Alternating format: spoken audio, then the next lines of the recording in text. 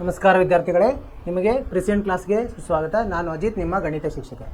ನಿನ್ನೆ ತರಗತಿಯಲ್ಲಿ ನಾವೇನು ಚರ್ಚೆ ಮಾಡ್ತಿದ್ವಿ, ತ್ರಿಭುಜಗಳ ಬಗ್ಗೆ.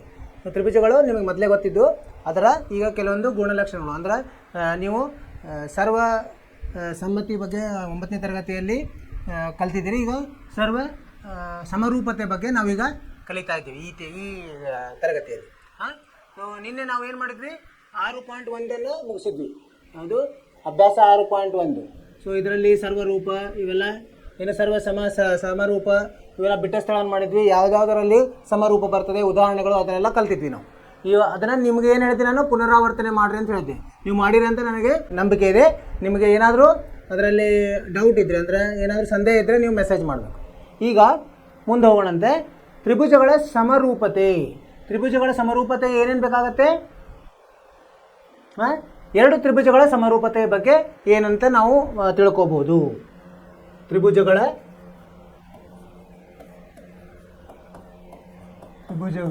ಸಮರೂಪತೆ.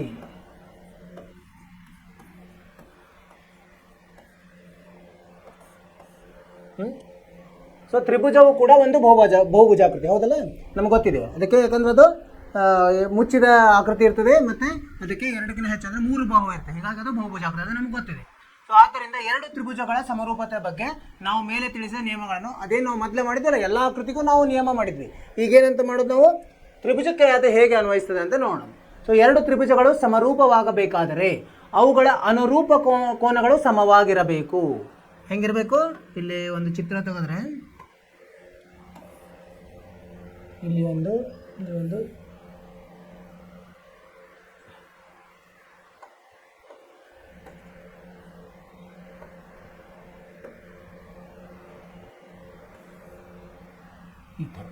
ಈಗ ಎರಡು ತ್ರಿಭುಜಗಳನ್ನು ನಾವಿಲ್ಲಿ ಈಗ ತೆಗೆದಿದ್ದೀವಿ. ಇದಕ್ಕೆ ಎ ಬಿ ಸಿ ಅಂತ ಹೆಸರುಕೊಳ್ಳೋಣ, ಇದಕ್ಕೆ ಪಿ ಕ್ಯೂ ಆರ್ ಅಂತ ಹೆಸರುಕೊಳ್ಳೋಣ. ಈಗ ಇವು ಸಮರೂಪ ಇರಬೇಕಾದ್ರೆ ಇದಕ್ಕೆ ಏನು ನಿಯಮ? ಒಂದನೇದ್ದು, ಅವುಗಳ ಅನುರೂಪ ಕೋನಗಳು ಸಮವಾಗಿರಬೇಕು. ಅನುರೂಪ ಅಂದರೆ ಯಾವುದು? ಈಗ ಎಕ್ಕೆ ಅನುರೂಪ ಯಾವುದು? ಪಿ, ಬಿ ಕನುರೂಪ ಕ್ಯೂ, ಸಿ ಕನುರೂಪ ಆರ್ ಅಂತ. ಅಂದರೆ ಒಂದನೆಯ ನಿಯಮ ಏನಂದರೆ, ಕೋನ ಎ ಸಮ ಕೋನ ಪಿ ಇರಬೇಕು, ಮತ್ತು ಕೋನ ಬಿ ಸಮ ಕೋನ ಕ್ಯೂ ಇರಬೇಕು, ಕೋನ ಸಿ ಸಮ ಕೋನ ಆರ್ ಇರಬೇಕು. ಇದು ಒಂದನೆಯ ನಿಯಮ. ಎರಡನೇ ನಿಯಮ ಏನು? ಅವುಗಳ ಅನುರೂಪ ಬಾಹುಗಳು ಅನುಪಾತ ಸಮವಾಗಿರಬೇಕು ಅಥವಾ ಸಮಾನುಪಾತ ಇರಬೇಕು. ಅನುರೂಪ ಬಾಹುಗಳು ಎರಡನೇದು ಏನಂತಾರೆ? ಅನುರೂಪ ಬಾಹುಗಳು. ಯಾವ ಅನುರೂಪ ಬಾಹುಗಳು ಯಾವ್ಯಾವ ಇದೆ? ಇಲ್ಲಿ ಎ ಬಿ ಇದೆ, ಬಿ ಸಿ ಇದೆ, ಸಿ ಎ ಇದೆ, ಇಲ್ಲಿ ಪಿ ಕ್ಯೂ ಇದೆ, ಕ್ಯೂ ಆರ್ ಇದೆ, ಪಿ ಆರ್ ಇದೆ. ಸೊ ಎ ಬಿಗೆ ಯಾವುದು ಅನುರೂಪ? ಇದರ ಅನುರೂಪ ಪಿ ಕ್ಯೂ ಆಗಿರುತ್ತೆ. ಹಾಗೆ ಇದು ಸಮವಾಗಿರಬೇಕು. ಯಾವುದಕ್ಕೆ ಸಮ ಆಗಿರಬೇಕು? ಬಿ ಸಿ ಅನುಪಾತ ಕ್ಯೂ ಆರ್ಗೆ ಇರಬೇಕು. ಈ ಅನುಪಾತ ಎದಕ್ಕೆ ಸಮ ಇರಬೇಕು? ಸಿ ಅಥವಾ ಎ ಸಿ ಅನುಪಾತ ಯಾವುದು? ಪಿ ಆರ್ಗೆ ಇರಬೇಕು. ಇವು ಎರಡು ಕಂಡೀಷನ್ ಇತ್ತಂದರೆ, ಎರಡು ನಿಯಮಗಳಿತ್ತಂದರೆ, ಅದಕ್ಕೆ ಸರಿ ಹೋಯ್ತಂದರೆ ನಾವೇನು ಹೇಳ್ಬೋದು? ಇವು ತ್ರಿಭುಜಗಳು ಸಮರೂಪವಾಗಿದೆ ಅಂತ ಹೇಳ್ಬೋದು. ಅರ್ಥ ಆಯಿತು ವಿದ್ಯಾರ್ಥಿಗಳೇ? ತ್ರಿಭುಜಗಳ ಸಮರೂಪತೆ ಹೇಗೆ ಅನ್ವಯ ಆಗ್ತದೆ ಅಂತ ಇದು ನಿಮಗೆ ಉದಾಹರಣೆ ರೂಪದಲ್ಲಿ ಹೇಳಿದೆ ನಾನು. ಎರಡು ತ್ರಿಭುಜಗಳನ್ನು ತಗೊಂಡು ಅನುರೂಪ ಕೋನಗಳು, ಅನುರೂಪ ಕೋನಗಳು ಸಮವಾಗಿರಬೇಕು, ಅನುರೂಪ ಬಾಹುಗಳು ಸಮಾನುಪಾತದಲ್ಲಿ ಇರಬೇಕು. ಅದು ನಿಯಮ. ಎರಡು ತ್ರಿಭುಜಗಳ ಅನುರೂಪ ಕೋನಗಳು ಸಮವಾದರೆ ಆ ತ್ರಿಭುಜಗಳನ್ನು ಸಮಕೋನೀಯ ತ್ರಿಭುಜಗಳು ಎನ್ನುತ್ತಾರೆ ಎಂಬುದನ್ನು ಗಮನಿಸಿ. ಈಗ ನೋಡಿ, ಎರಡು ಇಲ್ಲೇನಿದೆ, ಈ ತ್ರಿಭುಜ ಹೇಗಿದ್ದಾವೆ? ಸಮಕೋನೀಯ ತ್ರಿಭುಜಗಳು. ಇವೆರಡು ಸಮಕೋನದಲ್ಲಿದ್ದಾವೆ ಒಂದಕ್ಕೊಂದು. ಸೊ ಇವಕ್ಕೆ ಎರಡಕ್ಕೂ ಏನಂತಾರೆ? ಜೋಡಿ, ಸಮಕೋನೀಯ ಜೋಡಿಗಳು. ಎರಡು ಸಮಕೋನೀಯ ತ್ರಿಭುಜಗಳಿಗೆ ಸಂಬಂಧಿಸಿದಂತೆ ಇವರು ಒಬ್ಬರ ಪ್ರಖ್ಯಾತ ಗಣಿತಜ್ಞ ಥೇಲ್ಸ್ ಎನ್ನುವರು ಒಂದು ಸತ್ಯಾಂಶವನ್ನು ಹೇಳಿರ್ತಾರೆ. ಯಾವಾಗ? ಎಷ್ಟನೇ ಇಸ್ವಿಗೆ? ಕ್ರಿಸ್ತ ಪೂರ್ವ, ಅಂದರೆ ಕ್ರಿಸ್ತ ಹುಟ್ಟೋಕಿನ ಮೊದಲು 640ರಿಂದ 546ವರೆಗೆ ಇದ್ರವರು. ಅವಾಗ ಎಷ್ಟು ಹಿಂದೆ ನೋಡಿ, ಅವಾಗನೇ ಇದ್ರ ಬಗ್ಗೆ ಅವರು ಅಭ್ಯಾಸ ಮಾಡಿ ನಮಗೆ ಒಂದು ಸತ್ಯಾಂಶವನ್ನು ಹೇಳಿದ್ದಾರೆ. ಏನು? ಎರಡು ಸಮಕೋನೀಯ ತ್ರಿಭುಜಗಳಲ್ಲಿ ಯಾವುದೇ ಎರಡು ಅನುರೂಪ ಬಾಹುಗಳ ಅನುಪಾತವು ಯಾವಾಗಲೂ ಒಂದೇ ಆಗಿರುತ್ತದೆ. ಇದೇ ಹೇಳಿದ್ದಾರೆ. ಇದನ್ನೇ ನಾವೀಗ ಮಾಡಿದ್ವಲ್ಲ, ಅದನ್ನು ಅವರು ಅವಾಗ ಹೇಳಿದರು. ಎರಡು ಸಮಕೋನೀಯ ತ್ರಿಭುಜಗಳಲ್ಲಿ ಯಾವುದೇ ಎರಡು ಅನುರೂಪ ಬಾಹುಗಳ ಅನುಪಾತವು ಯಾವಾಗಲೂ ಒಂದೇ ಆಗಿರುತ್ತದೆ. ಇಲ್ಲಿದೆ ಅಲ್ಲ, ಒಂದೇ ಆಗಿದೆ ನೋಡಿ. ಯಾವುದೇ ಎರಡು ಬಾಹು ತಗೋರಿ, ಅವು ಅನುರೂಪ ಬಾಹುಗಳು ಇದ್ದು ಅಂದರೆ ಅವುಗಳ ಅನುಪಾತವು ಒಂದೇ ಆಗಿರುತ್ತದೆ. ಇದಕ್ಕೆ ಅವ್ರೇನು ಉಪಯೋಗಿಸಿದ್ರು ಮೂಲ ಸಮಾನುಪಾತೆ ಪ್ರಮೇಯ. ಇದು ಮುಂದೆ ಕಲಿತೀವಿ ನಾವು. ಮೂಲ ಸಮಾನುಪಾತೆ ಪ್ರಮೇಯದ ಫಲಿತಾಂಶವನ್ನು ಉಪಯೋಗಿಸಿದ್ದಾರೆ ಎಂದು ನಂಬಲಾಗಿದೆ. ಅದನ್ನು ನಾವು ಮುಂದೆ ಕಲಿತೀವಿ. ಈಗ ನೋಡಿ, ಮೂಲ ಸಮಾನುಪಾತದ ಪ್ರಮೇಯವನ್ನು ಅರ್ಥೈಸಲು ಈ ಕೆಳಗಿನ ಒಂದು ಚಟುವಟಿಕೆ ನೀವು ಮನೆಯಲ್ಲಿನೂ ಮಾಡ್ಬೋದು. ಏನು ಮಾಡಬೇಕಂದ್ರೆ ಈ ಥರ ಒಂದು ಕೋನವನ್ನು ರಚಿಸಬೇಕು. ಯಾವುದು? YAX ಒಂದು ಕೋನವನ್ನು ರಚಿಸಬೇಕು. ಇಲ್ಲಿ ನೋಡಿ, ಅಥವಾ XAY ಅಂದರೂ ಅಡ್ಡಿ ಇಲ್ಲ. XAY ಅನ್ನು ರಚಿಸಿ ಅದರ ಒಂದು ಬಾಹು AX ಎಲ್ಲಿದೆ ಹೇಳಿ? AX ಒಂದು ಇದು AX ಇದೆ, ಒಂದು AY. ಸೊ AX ಮೇಲೆ ಏನು ಮಾಡ್ಬೇಕು ನಾವು? AP ಸಮ PQ, ಈ ಥರ AP ಸಮ PQ ಸಮ QD ಸಮ DR ಸಮ RB ಸಮ ಈ ಥರ ಬಿಂದುಗಳನ್ನು ನಾವು ಗುರುತಿಸಬೇಕು. AP ಸಮ PQ ಸಮ QD ಸಮ DR ಸಮ RB ಆಗುವಂತೆ PQ DR ಮತ್ತು B ಬಿಂದುಗಳನ್ನು ಗುರುತಿಸಿ. ನೀವು ಮನೆಯಲ್ಲಿ ಬುಕ್ಕಲ್ಲಿ ಮಾಡ್ಬೋದು. ಮಾಡಿ ಮುಂದೆ ಏನು ಮಾಡಬೇಕು? B ನಿಂದ AY ಅನ್ನು C ಛೇದಿಸುವಂತೆ ಒಂದು ರೇಖೆ ಎಳಿಬೇಕು. ಇಲ್ಲಿ B ಇಂದ ಒಂದು ಯಾವುದೋ ಒಂದು ರೇಖೆಯನ್ನು ಎಳೆಯೋದು. C ಇಲ್ಲಿ ಬಿಂದು ಬರುವಂಗೆ ಈ AY ಅನ್ನು ಛೇದಿಸುವಂಗೆ. ಆಮೇಲೆ ಏನು ಮಾಡಬೇಕು? ಒಂದು ರೇಖೆಯನ್ನು ಎಳೆಯಿರಿ. ಹಾಗೆಯೇ ಡಿ ಬಿಂದುವಿನಿಂದ BCಗೆ ಸಮಾಂತರವಾಗಿ, ಇದಕ್ಕೆ ಸಮಾಂತರವಾಗಿರುವಂಗೆ ಮತ್ತೊಂದು ಗೆರೆಯನ್ನು E ಅಲ್ಲಿ ಛೇದಿಸುವಂಗೆ, AY ಅನ್ನು E ಅಲ್ಲಿ ಛೇದಿಸುವಂಗೆ ನಾವು ಎಳಿಬೇಕು. ಆವಾಗ ನೀವು ಅಳತೆ ಮಾಡಿದರೆ ಏನಾಗುತ್ತೆ? ನಿಮ್ಮ ರಚನೆಯಿಂದ ಈಗ AD ಅಳತೆ ಮಾಡಿ ಮತ್ತು DB ಅಳತೆ ಮಾಡಿ. ಇಲ್ಲೇ ನೀವು 1 ಸೆಂಟಿಮೀಟರ್ ತೊಗೊಂಡಿದ್ರೆ AD ಎಷ್ಟಿದೆ? 1, 2, 3 ಇದೆ. DB ಎಷ್ಟಿದೆ? 2 ಇದೆ. AD ಭಾಗಲಬ್ಧ DB 3 ಭಾಗಲಬ್ಧ 2, 3, 2 ಅನುಪಾತ ಇರ್ತದೆ. ಅದು ಅಂಕರ್ ಇಲ್ಲಿ ಗೊತ್ತಾಯಿತು. ಅದೇ ಥರ AE ಮತ್ತು EC ಹೆಂಗಿರ್ತದೆ ನೋಡಿ. AE ಮತ್ತು ECಗಳನ್ನು ಅಳೆಯಿರಿ. ಅವಾಗ ಔಷಧೆ 3 ಭಾಗಲಬ್ಧ 2 ಇರ್ತದೆ. 3, 2 ಅನುಪಾತದಲ್ಲೇ ಇರ್ತದೆ. ಇದನ್ನು ನಾವು ಏನೋ ಪ್ರಾಕೃತಿಕವಾಗಿ ಮಾಡಿ ನೋಡೋದು, ಪ್ರಾಕ್ಟಿಕಲ್ ಆಗಿ ಮಾಡಿ ನೋಡಿದರೆ ನಮ್ಗೆ ಅರ್ಥ ಆಗ್ತದೆ. ಅಂದರೆ ಇದರಿಂದ ಏನು ಹೇಳ್ಬೇಕು ನಾವು? ಯಾವಾಗ ಇವು ಡಿ ಮತ್ತು BC ಸಮಾಂತರ ಇದೆ ಅವಾಗ AD ಭಾಗಲಬ್ಧ DB ಸಮ AE ಭಾಗಲಬ್ಧ EC ಅಂತ ಆಗ್ತದೆ. ಇದು ಗಮನಿಸಬಹುದು. ಇದೇ ಮೂಲ ಸಮಾನತೆಯ ಪ್ರಮೇಯ. ಅದನ್ನು ಹೆಂಗೆ ಮಾಡೋದು? ಪ್ರಮೇಯ 6.1 ಇದು ನಿಮಗೆ ಪರೀಕ್ಷೆಯಲ್ಲಿ ಕೇಳ್ತಾರೆ. ನೀವು ಇದನ್ನು ಒಂದು 3-4 ಸತಿ ಮಾಡಬೇಕು.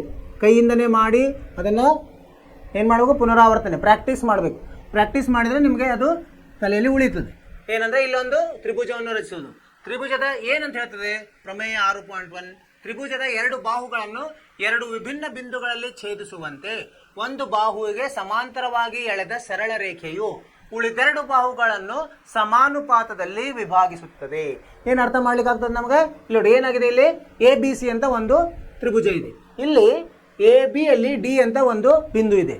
ಆ D ಇಂದ ACಗೆ ಒಂದು ಸರಳ ರೇಖೆಯನ್ನು ಎಳಿಬೇಕು. ಹೆಂಗೆ ಎಳಿಬೇಕಂದ್ರೆ ಅದು DE ಏನಾಗುತ್ತಲ್ಲ ಅದು BCಗೆ ಸಮಾಂತರವಾಗಿರ್ಬೇಕು. ಅವಾಗ ಏನಾಗುತ್ತೆ? ಇದು ಇಲ್ಲಿ ಬಂದು ಇಲ್ಲೇ ಕತ್ತರಿಸ್ತಲ್ಲ ACಯನ್ನು E ಅಲ್ಲಿ, ಅವಾಗ ಇಲ್ಲಿ AD ಮತ್ತು DB ಆಗಿದೆ. AD ಭಾಗಲಬ್ಧ DB ಸಮ AE ಭಾಗಲಬ್ಧ EC ಆಗುತ್ತೆ. ನೀವು ಸಮಾಂತರ ಗೆರೆ ಎಳೆದಿರ್ಬೇಕು. ಮತ್ತೆ ಏನೋ ಒಂದು ಸೊಟ್ಟಪಟ್ಟ ಎಳೆದಿರಂಗಿಲ್ಲ, ಸಮಾಂತರ ಎಳೆದ್ರಂದ್ರೆ ಅದು DE ಸಮಾಂತರ BC ಇದ್ದಾಗ AD ಭಾಗಲಬ್ಧ DB ಸಮ AE ಭಾಗಲಬ್ಧ EC ಆಗಿರುತ್ತದೆ. ಇದು ಮೂಲ ಸಮಾನುಪಾತತೆಯ ಪ್ರಮೇಯ. ಇದನ್ನು ನೆನಪಿಡ್ರಿ. ಈ ಥರನೂ ಕೇಳ್ಬೋದು. ಪ್ರಮೇಯ 6.1 ಅಂತ ಹೇಳ್ಬೋದು. ಯಾವ್ದು ಹೇಳಿದ್ರೆ ಇದನ್ನು ನಾವು ಈಗ ಸಿದ್ಧ ಮಾಡೋದು, ಸಾಧಿಸೋದು. ಹೆಂಗೆ ಮಾಡೋದು ನೋಡ್ರಿ. ನಾವೇನು ಮಾಡಿದ್ವಿ? ತ್ರಿಭುಜ ABCಯಲ್ಲಿ BCಗೆ ಸಮಾಂತರವಾಗಿರುವಂತೆ ಎಳೆದ ರೇಖೆಯು AB ಮತ್ತು ACಗಳನ್ನು ಕ್ರಮವಾಗಿ D ಮತ್ತು BE ಬಿಂದುಗಳಲ್ಲಿ ಛೇದಿಸಿವೆ. ಇಲ್ಲಿ ನೋಡಿ, ಏನು ಮಾಡಿದ್ವಿ? ಒಂದು ತ್ರಿಭುಜವನ್ನು ರಚಿಸಿದ್ವಿ. ಒಂದು DE ರೇಖೆಯನ್ನು ಹೆಂಗೆ ಎಳೆದ್ವಿ ಅಂದ್ರೆ ಅದು BCಗೆ ಸಮಾಂತರವಾಗಿರುವಂಗೆ ಎಳೆದ್ವಿ. D ಮತ್ತು E ಯಲ್ಲಿ ಛೇದಿಸ್ತು. ಆಮೇಲೆ ಏನು ಮಾಡಿದ್ವಿ ನಾವು? ಏನು ಸಾಧಿಸಬೇಕಾಗಿದೆ ನಾವು? AD ಭಾಗಲಬ್ಧ DB ಸಮ AE ಭಾಗಲಬ್ಧ EC ಅಂತ ನಾವು ಸಾಧಿಸಬೇಕಾಗುತ್ತೆ. ಇಲ್ಲೇನು ಮಾಡಬೇಕು? ಇಲ್ಲೇ ಒಂದಿಷ್ಟು ರಚನೆ ಮಾಡ್ಕೋಬೇಕಾಗ್ತದೆ. ಏನು ರಚನೆ? BEಯನ್ನು ಕೂಡಿಸೋದು, CDಯನ್ನು ಕೂಡಿಸೋದು. ಏನು BE ಮತ್ತು CDಯನ್ನು ಸೇರಿಸಿದ್ವಿ. ಮತ್ತು ಇಲ್ಲಿ ಒಂದು ಏನು ಹೇಳಿಯೋದು ನಾವು? ಲಂಬವನ್ನು ಏನು ಮಾಡಿದ್ವಿ ನಾವು? ಇಲ್ಲಿ DM ಲಂಬ AC, DM ಲಂಬ ಇದು ACಗೆ ಲಂಬವಾಗಿರುವಂತೆ ಒಂದು ಗೆರೆಯನ್ನು ಎಳೆದ್ವಿ. ಆಮೇಲೆ ENಗೆ ಲಂಬ, ಯಾವುದಕ್ಕೆ ಲಂಬ ಆಗಿರಬೇಕು? ADಗೆ ಲಂಬವಾಗಿರುವಂಗೆ ಅದೊಂದು ರಚನೆ ಮಾಡಿದ್ವಿ. ಈಗ ನೋಡ್ರಿ, ADEಯ ವಿಸ್ತೀರ್ಣ ನೋಡ್ರಿ. ADE ವಿಸ್ತೀರ್ಣ ಅಂದ್ರೇನು? ಅದರ ಕ್ಷೇತ್ರಫಲ. ಇದು ಯಾವುದೇ ತ್ರಿಭುಜ, ಇಲ್ಲಿ ಸಣ್ಣ ತ್ರಿಭುಜ ಇದೆಯಲ್ಲ ADE, ಅದರದ್ದು ಹೇಗೆ ಬರ್ತದೆ? ಅರ್ಧ, ಏನು ಸೂತ್ರ ಗೊತ್ತಿದೆಯಲ್ಲ, ಅರ್ಧ ಪಾದ ಗುಂಡ್ಲೆ ಎತ್ತರ. ಪಾದ ಯಾವುದು? AD ಪಾದ ತೊಗೊಂಡಿವಿ. EN ಉದ್ದ ತೊಗೊಂಡಿವಿ. EN ಅರ್ಧ ಗುಂಡ್ಲೆ ಎ ಡಿ ಗುಂಡ್ಲೆ ಇ ಎನ್. ಅದನ್ನು ಏನಂತ ಇದನ್ನೇನಂತ ನಾವು ಬರಿತಿದ್ವಿ ಮೊದಲೇ ಏನು ಎ ಡಿ ತ್ರಿಭುಜ ಎ ಡಿಯ ವಿಸ್ತೀರ್ಣವನ್ನು ನಮಗೆ ಹೆಂಗೆ ಚಿಕ್ಕದಾಗಿ ಹೆಂಗೆ ಬರಿಬೋದು ವಿ ಕಂಸದಲ್ಲಿ ಎ ಡಿ ಅಂತ ಬರಿಬೋದು. ಇದನ್ನು ನಾವು ಕಲ್ತೀವಿ, ಇದನ್ನು ಹೀಗೂ ಬರಿಬೋದು. ಆದ್ದರಿಂದ ವಿಸ್ತೀರ್ಣ ವಿ ಅಂದರೆ ವಿಸ್ತೀರ್ಣ ಎ ಡಿ ಸಮ ಅರ್ಧ ಎ ಡಿ ಗುಂಡ್ಲೆ ಇ ಎನ್. ಇದನ್ನು ಇಲ್ಲಿ ಬರೆದ್ವಿ ನಾವು, ಇಷ್ಟು ದೊಡ್ಡದು ಬರೆಯೋ ಬದಲಿ ಸಣ್ಣದಾಗಿ ಬರೆದ್ವಿ. ಅದೇ ರೀತಿ ಬಿ ಡಿ ವಿಸ್ತೀರ್ಣ ಬಿ ಡಿ ಯಾವುದು ಬಿ ಡಿ ಇ. ಇದೇನಾಗುತ್ತೆ ಇದರ ಪಾದ ಯಾವುದು ಬಿ ಡಿ ಪಾದ ಹೌದಲ್ಲ. ಬಿ ಡಿಯ ಡಿ ಬಿ ಅಥವಾ ಬಿ ಡಿ ಅಂದರೆ ಎತ್ತರ ಯಾವುದು ಎತ್ತರ ಅಂದರೆ ಲಂಬ ಇರ್ಬೇಕು. ಲಂಬ ಯಾವುದು ಇದು ಅಲ್ಲ, ಇಲ್ಲೇ ಮುಗಿಬೇಕಲ್ಲ, ಅದು ಇದು ಆಗ್ತದೆ. ಯಾವುದು ಇ ಎನ್ ಆಗುತ್ತೆ. ಇ ಎನ್ ಅದರ ಎತ್ತರ ಆಗ್ತದೆ. ಆಮೇಲೆ ಈಗ ಒಂದಕ್ಕೊಂದು ನಾವು ಭಾಗಿಸೋಣಂತ. ವಿಸ್ತೀರ್ಣ ಎ ಡಿ ಏನಾಯಿತು ಅರ್ಧ ಎ ಇ ಮತ್ತು ಡಿ ಎಮ್ ಆಯಿತು.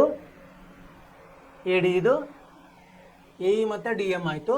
ಮತ್ತು ವಿಸ್ತೀರ್ಣ ಡಿ ಇ ಸಿ ಇಲ್ಲಿ ಬೇರೆ ಬೇರೆದು 4 ಇದು ಆದ್ವು. ಈಗ ಯಾವುದು ಎ ಡಿ ಇದು ಹೆಂಗೆ ಅರ್ಧ ಎ ಇ ಪಾದ ಅಂತ ತೊಗೊಂಡಾಗ ಏನಾಗ್ತದೆ ಅರ್ಧ ಎ ಇ ಪಾದ ಡಿ ಎಮ್ ಆಯಿತು. ಇದು ಡಿ ಇ ಸಿಗೆ ಏನಾಗುತ್ತೆ ಪಾದ ಇ ಸಿ. ಅದರ ಎತ್ತರ ಏನಾಗ್ತದೆ ಅದರ ಎತ್ತರ ಇದು ಲಂಬವಾಗಿರ್ಬೇಕು. ಹೊರಗಡೆ ಇದ್ರೂ ಅದು ಲಂಬ ಮಾತ್ರ ತಗೋಬೇಕು, ಅದು ಡಿ ಎಮ್ ಆಗ್ತದೆ. ಸೊ ಇವು 4 ತ್ರಿಭುಜದ ವಿಸ್ತೀರ್ಣವನ್ನು ಈಗ ಸೂತ್ರದ ಮುಖಾಂತರ ಬರ್ಕೊಂಡ್ವಿ. ಅವಾಗ ನಾವೇನು ಮಾಡಿದ್ವಿ ವಿಸ್ತೀರ್ಣ ಎದರದ್ದು ವಿಸ್ತೀರ್ಣ ತ್ರಿಭುಜ ಎ ಡಿ ಎಷ್ಟಿದೆ ಅರ್ಧ ಎ ಡಿ ಗುಂಡ್ಲೆ ಇ ಎನ್ ಇದೆ ಭಾಗಲಬ್ಧ ಬಿ ಡಿ ಇ. ಅದರದ್ದು ಎಷ್ಟು ಅರ್ಧ ಗುಂಡ್ಲೆ ಡಿ ಬಿ ಗುಂಡ್ಲೆ ಇ ಎನ್. ಇಲ್ಲಿ ಅರ್ಧ ಹೋಗಿ ಉಳಿತದೇನೋ ಇ ಎನ್ ಏನು ಹೋಯಿತು. ಎ ಡಿ ಭಾಗಲಬ್ಧ ಡಿ ಬಿ ಉಳಿಯುತ್ತೆ. ಅದೇ ಥರ ವಿಸ್ತೀರ್ಣ ಎ ಡಿ ಇ ಭಾಗಲಬ್ಧ ಸಿ ಇ ಡಿ ಇದು ಏನೇನು ಬರ್ತದೆ ಅರ್ಧ ಎ ಇ ಗುಂಡ್ಲೆ ಡಿ ಎಮ್ ಭಾಗಲಬ್ಧ ಅರ್ಧ ಇ ಸಿ ಗುಂಡ್ಲೆ ಡಿ ಎಮ್ ಅಂದರೆ ಇಲ್ಲಿ ಅರ್ಧ ಮತ್ತು ಡಿ ಎಮ್ ಹೋಗಿ ಏನು ಉಳಿಯುತ್ತದೆ ಎ ಇ ಭಾಗಲಬ್ಧ ಇ ಸಿ. ಈಗ ಏನಾಯ್ತಿದ 1 ಮತ್ತು ಇದು 2 ಅಂತ ಹೆಸರು ಕೊಡೋಣಂತ. ಈಗೇನಾಯಿತು ಬಿ ಡಿ ಇ ಮತ್ತು ಡಿ ಸಿಗಳು ಒಂದೇ ಪಾದ. ಇಲ್ಲಿ ನೋಡಿ ಯಾವ್ಯಾವು B D E D E C ಹೇಗಿದೆ ಬಿ ಡಿ ಇ ಮತ್ತು ಡಿ ಇ ಸಿ ಏನಿದಾವೆ ಇವು ಪಾದ ಒಂದೇ ಇದೆ. ಯಾವುದು ಇ ಡಿ ಪಾದ ಅದು ಒಂದೇ. ಏನಿದಾವೆ ಇವು ಪಾದದ ಡಿ ಎಫ್ ಮತ್ತು ಡಿ ಸಿ ಮತ್ತು ಡಿ ಇ ರೇಖೆಗಳ ನಡುವೆ ಇರುವುದರಿಂದ ಅವೇನಾಗ್ತದೆ ವಿಸ್ತೀರ್ಣ ಒಂದೇ ಇರ್ತದೆ. ಇದನ್ನು ನಾವು ಹೋದ ಇದರಲ್ಲಿ ಕಲ್ತಿದ್ದೀವಿ. 2 ತ್ರಿಭುಜಗಳು ಒಂದೇ ಪಾದ ಮತ್ತು ಒಂದೇ ರೇಖೆಗಳ ನಡುವೆ ಇದ್ದರೆ ಅವುಗಳ ವಿಸ್ತೀರ್ಣ ಒಂದೇ ಇರ್ತದೆ. ಸೊ ಹಾಗಾಗಿ ವಿಸ್ತೀರ್ಣ ತ್ರಿಭುಜ ಬಿ ಡಿ ಇ ಸಮ ವಿಸ್ತೀರ್ಣ ತ್ರಿಭುಜ ಡಿ ಇ ಸಿ ಅಲ್ವಾ. ಅವಾಗೇನಾಯಿತು ಎ ಡಿ ಭಾಗಲಬ್ಧ ಡಿ ಬಿ ಸಮ ಇವ 2ರಿಂದ ಏನಾಯ್ತು ಈಗ 1 2 3ರಿಂದ ನೋಡಿದರೆ ಏನಾಯಿತು ಬಿ ಡಿ ಇ ಮತ್ತು ಡಿ ಇ ಸಿ ಇವೆರಡು ಒಂದೇ ಆಯಿತು. ಅಂದರೆ ಎ ಡಿ ಭಾಗಲಬ್ಧ ಡಿ ಬಿ ಸಮ ಎ ಇ ಭಾಗಲಬ್ಧ ಇ ಸಿ ಅಂತ ಆಗ್ತದೆ. ಈ ಥರ ನಾವು ಅದನ್ನು ಸಾಧಿಸಿದ್ವಿ. ಅವುಗಳ ಕ್ಷೇತ್ರಫಲದ ಉಪಯೋಗ ತಗೊಂಡು ಅವುಗಳನ್ನು ಸಾಧಿಸಿದ್ವಿ. ಇದೇನು ಮಾಡ್ಬೇಕು ನೀವು ಒಂದು 3-4 ಸಲ ಪ್ರಾಕ್ಟೀಸ್ ಮಾಡಬೇಕು. ನೀವು ಪುನರಾವರ್ತನೆ ಮಾಡಿದರೆ ನಿಮಗೆ ಅರ್ಥ ಆಗ್ತದೆ.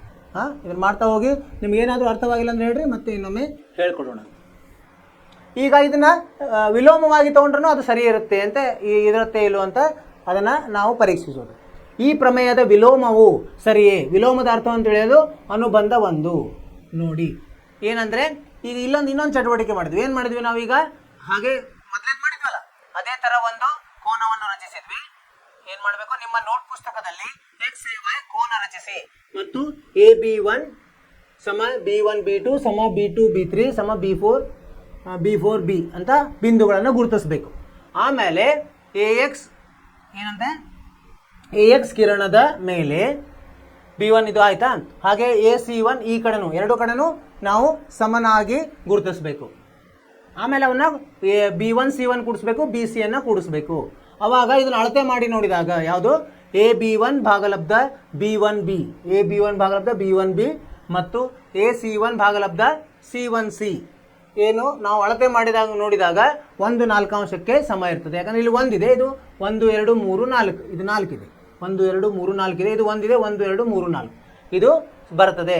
ಆಮೇಲೆ ಅದು ಏನಿರ್ತದೆ ಸಮಾಂತರ ಇರ್ತದೆ. ಯಾವುದು ಬಿ 1 ಸಿ 1 ಮತ್ತು ಬಿ ಸಿ ಸಮಾಂತರ ಇರ್ತದೆ. ಅಂದರೆ ಮೊದಲಿಗೆ ಏನು ಮಾಡಿದ್ರೆ ಅದರ ವಿಲೋಮ ಇದು. ಇದನ್ನು ಪ್ರಾತ್ಯಕ್ಷಿಕವಾಗಿ ನಾವು ಮಾಡಿ ನೋಡ್ಬೋದು. ನೀವು ಮಾಡಿರಿ ಮನೆಯಲ್ಲಿ, ನಿಮಗೆ ಅದು ಮನೆ ಕೆಲಸ. ಇವೆರಡನ್ನು ಮಾಡಿ ನೋಡಿರಿ. ಇದನ್ನು ಏನು ಪೆನ್ಸಿಲ್ಲು, ಆಮೇಲೆ ಪಟ್ಟಿ, ಸ್ಕೇಲ್ ಮತ್ತು ತ್ರಿಜ್ಯದಿಂದ ಸಹಾಯದಿಂದ ಇದನ್ನು ಮಾಡಬೇಕು. ಸರಿಯಾಗಿ ಮಾಡಿದರೆ ಸರಿ ಉತ್ತರ ಬರ್ತದೆ. ಅದೇ ಥರ ನಾವೇನು ಮಾಡಿದ್ವಿ, ಇದನ್ನು ಹೆಂಗೆ ಸಾಧಿಸಿದ್ವಿ. B1 C1 ಏನು ಸಮಾಂತರ BC, ಹಾಗೆ B2 C2 B3 C3 B4 C4ಗಳನ್ನು ಸೇರಿಸೋದರೊಂದಿಗೆ ಏನಾಗ್ತದೆ, B2 C2 ಸಮಾಂತರ BC, B3 C3 ಸಮಾಂತರ BC ಮತ್ತು ಏನಾಗುತ್ತೆ 4:1 ಆಗ್ತದೆ. ಇದನ್ನೇನಂದರೆ ಪ್ರಮೇಯ 6.2ರಲ್ಲಿ ಇದನ್ನು ನಾವು ಇದಕ್ಕೆ ವಿಲೋಮ ಏನಿದೆ 6.1ರ ವಿಲೋಮ 6.2. ಅಲ್ಲೇನು ಹೇಳ್ತದೆ, ತ್ರಿಭುಜದ ಯಾವುದಾದರೂ ಎರಡು ಬಾಹುಗಳನ್ನು ಸಮಾನುಪಾತದಲ್ಲಿ ವಿಭಾಗಿಸುವ ರೇಖೆಯು ಅದರ ಮೂರನೇ ಬಾಹುಗೆ ಸಮಾಂತರವಾಗಿರುತ್ತದೆ. ಅದರ ವಿಲೋಮ ಅಂದರೆ ಇದು ಸಮಾಂತರ ಇದ್ದರೆ DE ಸಮಾಂತರ BC ಇದ್ದರೆ ಅದು ಏನು ಮಾಡ್ತದೆ, AD ಭಾಗಲಬ್ಧ DB ಸಮ AE ಭಾಗಲಬ್ಧ EC ಆಗುತ್ತೆ ಅಂತ ಇದು ಇದರ ಪ್ರಮೇಯ. ಇದನ್ನು ನಾವು ಸಾಧಿಸಬೇಕೀಗ. ಹೆಂಗೆ ಸಾಧಿಸ್ತೀವಿ ನೋಡೋಣ. ಈಗ AD ಭಾಗಲಬ್ಧ DB ಸಮ AE ಭಾಗಲಬ್ಧ EC ಆಗುವಂತೆ DEಯು BCಗೆ ಸಮಾಂತರವಲ್ಲವೆಂದು ಮೊದಲೇನು ಮಾಡೋದು, ಅದರ ಉಲ್ಟಾ ಊಹಿಸೋದು. ಅಂದರೆ ಇಲ್ಲ ಅಂತ, ಅದು ಸಮಾಂತರ ಇಲ್ಲ ಅಂತ ಊಹಿಸೋದು. ಅವಾಗ DE ರೇಖೆ ಈಗೇನಾಗುತ್ತೆ, DE ರೇಖೆಯನ್ನು ತೆಗೆದುಕೊಂಡು DE ಡ್ಯಾಶ್ ಒಂದು ಸಮಾಂತರ, ಇನ್ನೊಂದು ಯಾವುದು DE ಡ್ಯಾಶ್ ಈ DE ಸಮಾಂತರ ಇಲ್ಲ ಅಂದರೆ ನಾವು DE ಡ್ಯಾಶ್ ಸಮಾಂತರ ಇದೆ ಅಂತ ಒಂದು ರಚಿಸಿದ್ವಿ ನಾವು. DE ಡ್ಯಾಶ್ ಸಮಾಂತರ BC.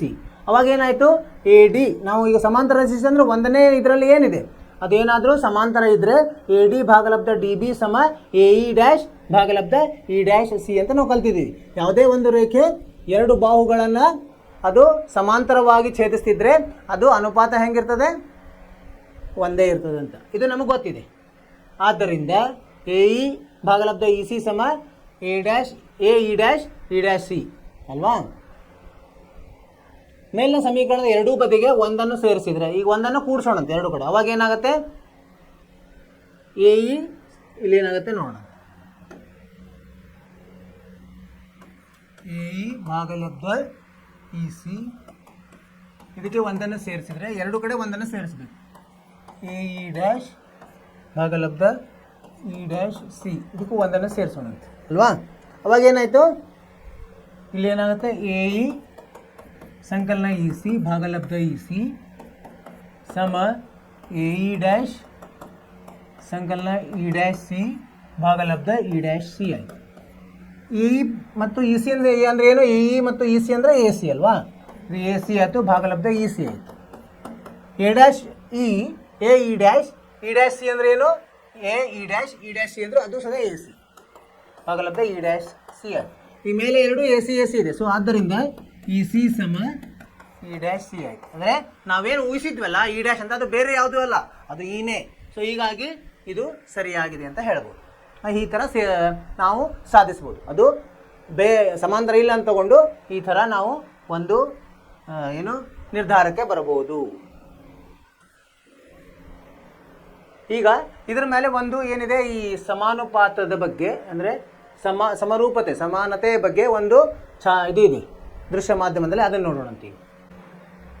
ಇಂಗ್ಲೀಷ್ನ ಎಂದಿವಿ ಸಮರೂಪ ತ್ರಿಭುಜವಾದ ಅಥವಾ ಸಮಾನತೆ ತ್ರಿಭುಜಗಳಿಗೆ ಸಿಮಿಲರ್ ಟ್ರಯಾಂಗಲ್ಸ್ ಅಂತ ಹೇಳ್ತೀವಿ ನಾವು.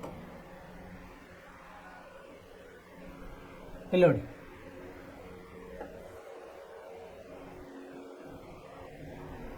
ಈಗ ಇವರು ಸಮರೂಪದ ತ್ರಿಭುಜಗಳ ಬಗ್ಗೆ ಹೇಳಿರ್ತಾರೆ. ಅದಕ್ಕಿಂತ ಮೊದಲು ನಾವು ಕಲ್ತಿದ್ದೀವಿ ಏನೋ ಬೇರೆ ಬೇರೆ ಥರದ ತ್ರಿಭುಜಗಳ ಬಗ್ಗೆ. ಇಲ್ಲಿ ನೋಡಿ, ಇಲ್ಲಿ ಒಂದು ಚಿಕ್ಕ ತ್ರಿಭುಜ ಇದೆ, ದೊಡ್ಡ ತ್ರಿಭುಜ, ಒಂದು ಸಣ್ಣ ವೃತ್ತ, ದೊಡ್ಡ ವೃತ್ತ. ಇವು ಸಮರೂಪ ಹೌದೋ ಅಲ್ಲೋ, ಏನಾಗಬೇಕು ಸಮರೂಪದ ಬಗ್ಗೆ ಹೇಳ್ತಾ ಇದ್ದೀವಿ ನೋಡ್ರಿ. ಇವು ಸರ್ವಸಮ್ಮತ ಅಲ್ಲ, ಯಾಕಂದರೆ ಒಂದರ ಮೇಲೆ ಒಂದು ಇಟ್ಟರೆ ಅವು ಒಂದರ ಮೇಲೆ ಒಂದು ಪೂರ್ತಿ ಕವರ್ ಆಗಂಗಿಲ್ಲ. ಹಾಗಾಗಿ ಅವು ಸರ್ವಸಮ ಅಲ್ಲ. ಆದರೆ ಅದು ಬಿಟ್ಟು ಬೇರೆ ಏನಿದೆ ಅದಕ್ಕೆ ಏನಂತೀವಿ ನಾವು ಸಮರೂಪ ಅಥವಾ ಇಂಗ್ಲೀಷ್ನಾಗ ಸಿಮಿಲ್ಯಾರಿಟಿ ಅಂತ ಹೇಳ್ತಾರೆ. ಸಮರೂಪ ತ್ರಿಭುಜಗಳು. ಇಲ್ಲಿ ನೋಡಿ, ಅದಕ್ಕೆ ಉದಾಹರಣೆ ಅಂದರೆ ಇದು ನೋಡಿ, ಚಿಕ್ಕ ಒಂದು ಟಿ ಶರ್ಟ್ ಇದೆ, ಇಲ್ಲಿ ದೊಡ್ಡದೊಂದು ಟಿ ಶರ್ಟ್ ಇದೆ, ನೋಡ್ಲಿಕ್ಕೆ ಒಂದೇ ಥರ ಇದೆ, ಅದ್ರ ಗಾತ್ರ ಬೇರೆ ಬೇರೆ ಇದೆ ಅಲ್ವಾ. ಸಮರೂಪ.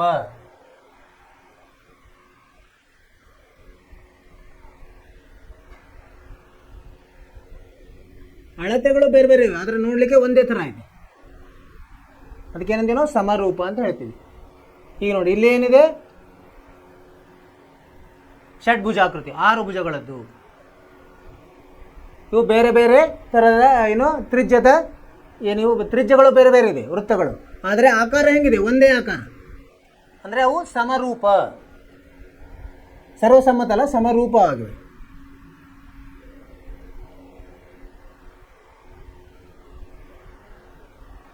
ಅದಕ್ಕೆ ಯಾವ ಚಿಹ್ನೆಯನ್ನು ಉಪಯೋಗಿಸ್ತೀವಿ, ಹಿಂಗೆ ಇದು ನೋಡಿ ಮೀಸೆ ಥರ ಇದೆಯಲ್ಲ, ಆ ಚಿಹ್ನೆಯನ್ನು ಉಪಯೋಗಿಸ್ತೀವಿ.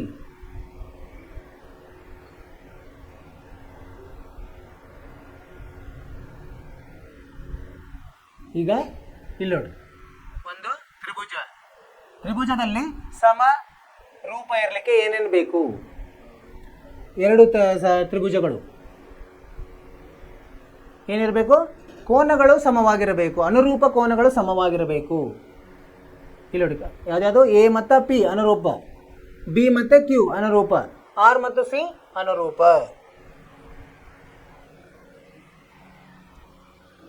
ಕೋನ ಎ ಎದಕ್ಕೆ ಸಮ ಇರಬೇಕು? ಕೋನ ಪಿ ಅನುರೂಪ ಕೋನ. ಕೋನ ಬಿ ಎದಕ್ಕೆ ಸಮ ಇರಬೇಕು? ಕೋನ ಕ್ಯೂಗೆ ಅನುರೂಪ ಕೋನ. ಆಮೇಲೆ ಕೋನ ಸಿ ಎದಕ್ಕೆ ಸಮ ಇರಬೇಕು? ಕೋನ ಆರ್, ಅಂದರೆ ಅದು ಅನುರೂಪ. ಇವು 3 ಅನುರೂಪ ಕೋನಗಳು ಸಮ ಇರಬೇಕು. ಮತ್ತು ಬಾಹುಗಳ ಅಳತೆ ಹೆಂಗಿರಬೇಕು? ಅನುಪಾತಗಳು ಸಮಾನುಪಾತವಾಗಿರಬೇಕು, ಸಮ ಇರಬೇಕು. ಅನುಪಾತಗಳು ಸಮ ಇರಬೇಕು ಅಥವಾ ಸಮಾನುಪಾತದಲ್ಲಿ ಇರಬೇಕು 2 ತ್ರಿಭುಜಗಳು.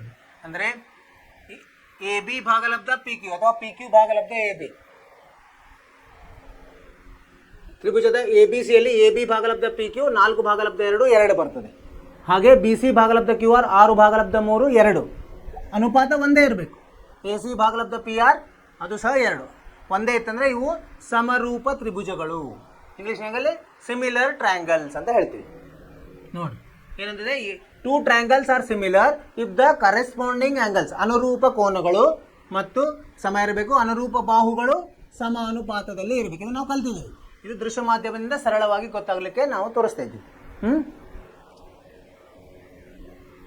ಇಲ್ಲಿ ನೋಡಿ, ಎ ಬಿ ಸಿ ಮತ್ತು ಪಿ ಕ್ಯೂ ಆರ್ದಲ್ಲಿ ಎ ಬಿ ಭಾಗಲಬ್ಧ ಪಿ ಕ್ಯೂ ಸಮ ಬಿ ಸಿ ಭಾಗಲಬ್ಧ ಕ್ಯೂ ಆರ್ ಸಮ ಎ ಸಿ ಭಾಗಲಬ್ಧ ಪಿ ಆರ್ ಇರಬೇಕು. 3 ಜೋಡಿ ಆಗ್ತಾವಲ್ಲ, ಅವು ಅನುಪಾತಗಳು ಒಂದೇ ಇರಬೇಕು.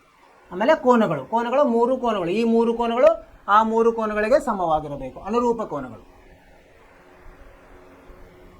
ಎ ಸಮ ಪಿ, ಬಿ ಸಮ ಕ್ಯೂ, ಸಿ ಸಮ ಆರ್. ಅದರಲ್ಲಿ ಯಾವುದೋ ಒಂದು ತಪ್ಪಿತ್ತಂದ್ರೂ ಅದು ಸಮರೂಪ ಅಲ್ಲ ಅಂತ ಹೇಳಬೇಕು.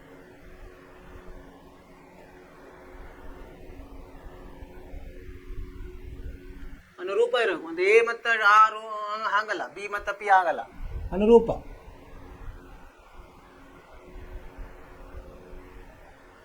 ಈಗ 3 ಬಾಹುಗಳು ಮತ್ತು 3 ಕೋನಗಳ ಸಮ ಇದ್ರೆ ಏನಂತೀವಿ ನಾವು?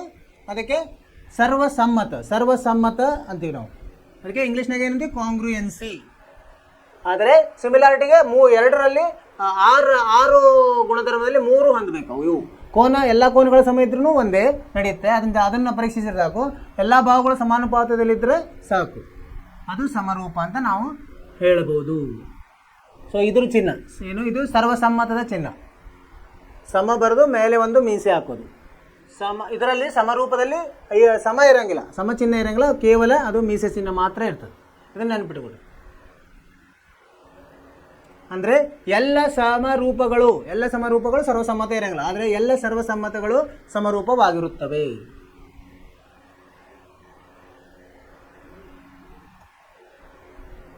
ಇದು ನಿಮಗೆ ಅರ್ಥವಾಯ್ತು ಅಂತ ತಿಳ್ಕೊಂಡಿನಿ. ಏನು ದೃಶ್ಯ ಮಾಧ್ಯಮದಲ್ಲ, ಇದು ನಿಮಗೆ ಜಾಸ್ತಿ ಅರ್ಥವಾಗಲಿಕ್ಕೆ ನಿಮಗೆ ಸಹಾಯ ಮಾಡ್ತದೆ.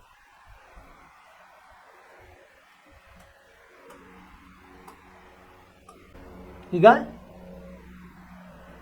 ಉದಾಹರಣೆಗೆ ಹೋಗೋಣಂತೆ. ಇಲ್ಲೊಂದು, ಈಗ ನಾವು 2 ಪ್ರಮೇಯಗಳನ್ನು ಕಲಿತೀವಿ. ನೀವು ಅದನ್ನು ಏನು ಮಾಡಬೇಕು? ಮನೆಯಲ್ಲಿ ಪುನರಾವರ್ತನೆ ಮಾಡಬೇಕು. ಅದು ತುಂಬ ಮುಖ್ಯ, ಪುನರಾವರ್ತನೆ ಮಾಡೋದು ಮುಖ್ಯ. ಈಗ ಇದ್ರ ಮೇಲೆ ಒಂದಿಷ್ಟು ಉದಾಹರಣೆಗಳನ್ನು ನೋಡೋಣ. ಇಲ್ಲಿ ಒಂದು ತ್ರಿಭುಜ ಕೊಟ್ಟಿದ್ದಾರೆ. ಯಾವುದು ತ್ರಿಭುಜ? A B C. A B ಸಿಯ ಎ ಬಿ ಮತ್ತು ಎ ಸಿ ಬಾಹುಗಳನ್ನು ಕ್ರಮವಾಗಿ ಡಿ ಮತ್ತು ಇ ಬಿಂದುಗಳಲ್ಲಿ ಛೇದಿಸುವ ರೇಖೆಯು ಬಿ ಸಿಗೆ ಸಮಾಂತರವಾಗಿದ್ದರೆ ನಾವೇನಂತ ಸಾಧಿಸಬೇಕು? ಎ ಡಿ ಭಾಗಲಬ್ಧ ಎ ಬಿ ಸಮ ಎ ಇ ಭಾಗಲಬ್ಧ ಇ ಸಿ ಅಂತ ಸಾಧಿಸಿ. ಪರಿಹಾರ ನೋಡೋಣ. ಪರಿಹಾರ ಏನು? ಎ ಡಿ ಭಾಗಲಬ್ಧ ಎ ಬಿ, ಇದು ಎ ಡಿ ಭಾಗಲಬ್ಧ ಎ ಬಿ ಸಮ ಎ ಇ ಭಾಗಲಬ್ಧ ಎ ಸಿ ಅಂತ ಮಾಡ್ಬೇಕು ನಾವು. ಈಗ ಪರಿಹಾರ ಏನಂತಿದೆ, ಅವರು ಸಮಾಂತರ ಅಂತ ಕೊಟ್ಟಿದ್ದಾರೆ, ಡಿ ಇ ಸಮಾಂತರ ಬಿ ಸಿ ಅಂತ ಕೊಟ್ಟಿದ್ದಾರೆ. ಅವಾಗ ಹಂಗಿದ್ರೆ ನಮಗೆ ಪ್ರಮೇಯ 1ರ ಪ್ರಕಾರ ಏನು, ಯಾವಾಗ ಒಂದು ಗೆರೆಯು ಸಮಾಂತರವಾಗಿ ಎರಡು ಬಾಹುಗಳನ್ನು ಛೇದಿಸುತ್ತದೆ ಅದು ಎರಡು ಬಾಹುಗಳನ್ನು ಸಮಾನುಪಾತದಲ್ಲಿ ಅದು ಛೇದಿಸುತ್ತದೆ ಅಂತ ನಾವು ಪ್ರಮೇಯ 1ರಲ್ಲಿ ಕಲಿತಿದ್ವಿ. ಅದನ್ನು ಉಪಯೋಗಿಸೋಣಂತೆ. ಆದ್ದರಿಂದ ಎ ಡಿ ಭಾಗಲಬ್ಧ ಡಿ ಬಿ ಸಮ ಎ ಇ ಭಾಗಲಬ್ಧ ಇ ಸಿ ಆಗ್ತದೆ. ಇವಕ್ಕೆ ಏನು ಮಾಡೋಣ, ಎರಡೂ ಕಡೆ ಒಂದನ್ನು ಕೂಡಿಸೋಣಂತೆ. ಏನಾಗುತ್ತೆ ನೋಡೋಣಂತೆ. ಈಗ ಒಂದನ್ನು ಕೂಡಿಸಿದಾಗ ಡಿ ಇದು ಏನು ಮಾಡಿದ್ವಿ ನಾವು, ವೃತ್ಕ್ರಮ ಅಂದರೆ ವಿಲೋಮಗೊಳಿಸಿದ್ವಿ. ಎ ಡಿ ಭಾಗಲಬ್ಧ ಡಿ ಬಿಯನ್ನು ಡಿ ಬಿ ಭಾಗಲಬ್ಧ ಎ ಡಿ ಮಾಡಿದ್ವಿ. ಈ ಎ ಇ ಭಾಗಲಬ್ಧ ಇ ಸಿಯನ್ನು ಇ ಸಿ ಭಾಗಲಬ್ಧ ಎ ಇ ಮಾಡಿದ್ವಿ. ಇದನ್ನು ವೃತ್ಕ್ರಮಗೊಳಿಸೋದಂದ್ರೆ ವಿಲೋಮಗೊಳಿಸೋದು. ವಿಲೋಮಗೊಳಿಸಿದಾಗ ಕೆಳಗಡೆ ಅಂಶ ಇರೋದು ಛೇದ ಆಗ್ತದೆ, ಛೇದ ಇರೋದು ಅಂಶ ಆಗ್ತದೆ. ಅವಾಗ ಡಿ ಬಿ ಭಾಗಲಬ್ಧ ಎ ಡಿ ಸಮ ಇ ಸಿ ಭಾಗಲಬ್ಧ ಎ ಇ ಆಗುತ್ತೆ. ಇವಕ್ಕೆ ಎರಡು ಕಡೆ ಏನು ಮಾಡೋದು, ಒಂದನ್ನು ಕೂಡಿಸೋಣಂತೆ. ಏನಾಗುತ್ತೆ, ಡಿ ಬಿ ಭಾಗಲಬ್ಧ ಎ ಡಿ ಸಂಕಲನ 1 ಸಮ ಇ ಸಿ ಭಾಗಲಬ್ಧ ಎ ಇ ಸಂಕಲನ 1 ಆಯಿತು. ಇಲ್ಲಿ ಲ ಸಹ ಎ ಡಿ ಆಗುತ್ತೆ, ಇಲ್ಲಿ ಲ ಸಹ ಎ ಇ ಆಗುತ್ತೆ. ಅಂದರೆ ಏನು ಬರುತ್ತೆ ಇಲ್ಲಿ, ಡಿ ಬಿ ಸಂಕಲನ ಎ ಡಿ, ಡಿ ಬಿ ಸಂಕಲನ ಎ ಡಿ ಅಂದ್ರೆ ಏನು, ಎ ಬಿ ಬರ್ತದೆ. ಛೇದದಲ್ಲಿ ಎ ಬಿ ಬರ್ತದೆ, ಅಂಶದಲ್ಲಿ ಎ ಬಿ ಬರ್ತದೆ, ಛೇದದಲ್ಲಿ ಎ ಡಿ ಹಾಗೆ ಉಳಿತದೆ. ಎ ಸಿ ಸಂಕಲನ ಎ ಇ ಅಂದರೆ ಏನು ಬರ್ತದೆ, ಇ ಸಿ ಸಂಕಲನ ಎ ಇ ಅಂದರೆ ಎ ಇ ಬರ್ತದೆ.